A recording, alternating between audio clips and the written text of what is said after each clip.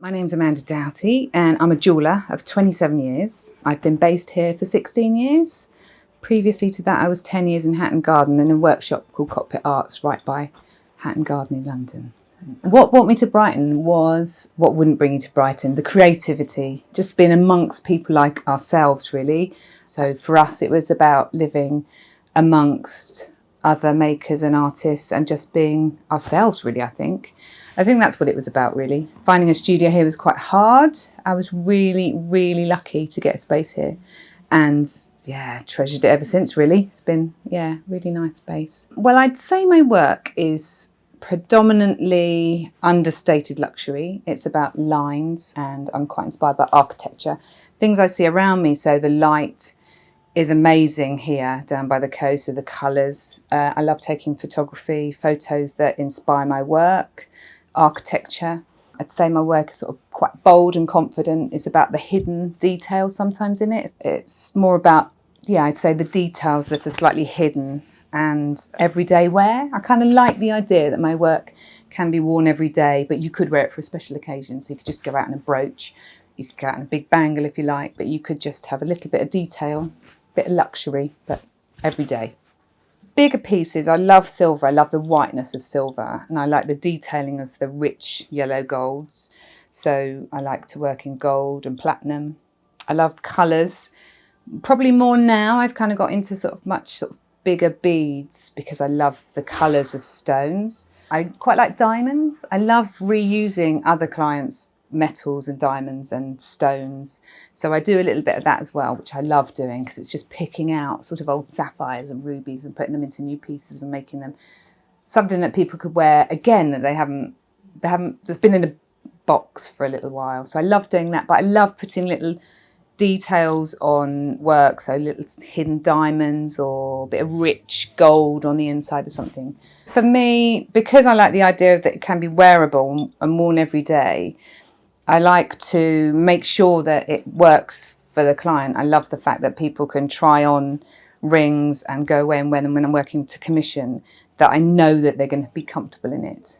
Unless it wants to be a statement piece, a big bold, I'm not adverse to a big bold stone on top of a ring, but just occasion pieces are good. So yeah, having been making for quite a long period of time, you develop a range and then it moves on, you kind of bring in new pieces to it. So I'd say that, yeah, it's a mix of both, which I really like. So it's commission based, but also I have a website that people can just buy my work from and they sort of find you and find you from the website or open studios, open houses, events.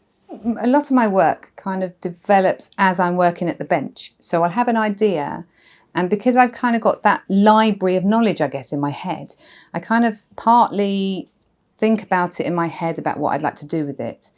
I'm inspired by things I see and then I work at the workbench with different materials and I always make models in silver. So I mock them up and just kind of wear them, play with them, kind of sit with them. Sometimes ideas sit on my workbench for a year and I start off going, that doesn't work, and then you'll find out a year later I kind of really like it again, or I'll rework it, or I'll change it into something else. So sometimes you've got to sit with ideas, haven't you, for a little while, or particularly like the bangles, they kind of evolve in themselves. I don't really make too many things the same. I kind of quite like them to sort of change and develop, but then I'll have some sort of signature pieces which are kind of like my favourites.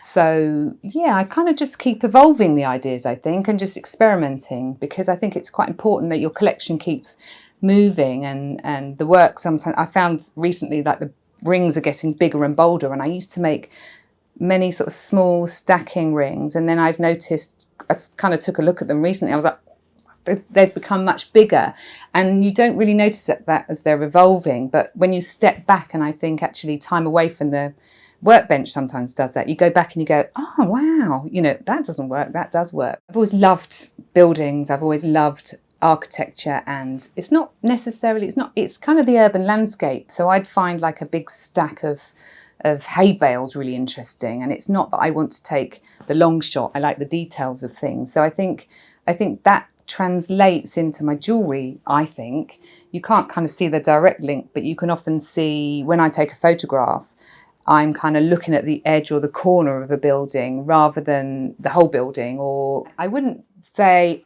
I'm directly inspired by one building. I'd say that it's a mixture of all the things I sort of see around me. And, there's many things that I think that I find really interesting. And then I can sit at the bench and work with those sort of ideas. They kind of just inform my work, I'd say. They sort of just feed into it. I would say for me, firstly, I was so lucky 16 years ago to have kind of inherited this studio space from an amazing jeweller called Cynthia Cousins, who was my tutor sort of for the 5 years that I was studying. So for me, that felt really special. In fact, there's lots of little holes in the walls that she used to put her pieces on. And I feel so lucky to have been given this space that was kind of partly not gifted, but partly it came to me through her.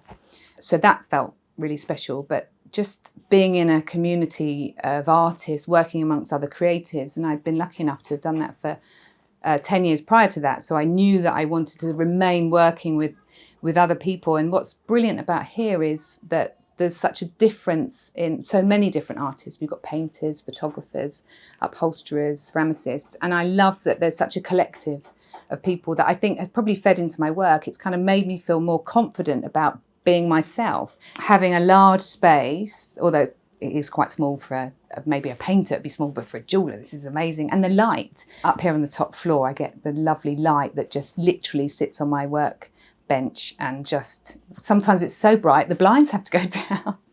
It means everything, this space, actually. I feel like you feel part of the community as well. You feel part of something. So yeah, it's amazing. Yeah, the sharing of materials and the sharing of ideas, I think. And sometimes, like I was saying about my work and how my work feeds into me, I think it gives you more confidence, I think, to look at paintings and see how other people work. I kind of almost feel that inspires you as well. Without even knowing it, it's kind of sort of feeding in, which is just so good. My future plans are just to keep making jewellery for as long as I can make jewellery for as long as these hands keep working. I will always be a jeweller, to continue pushing my practice forward, to maybe doing some collaborative work. Working to commission is, one of my favourite things to do, but just to get my work out there and, just to keep making beautiful jewellery, hopefully, that people want to wear, enjoy, and to keep working and making and enjoying my studio space.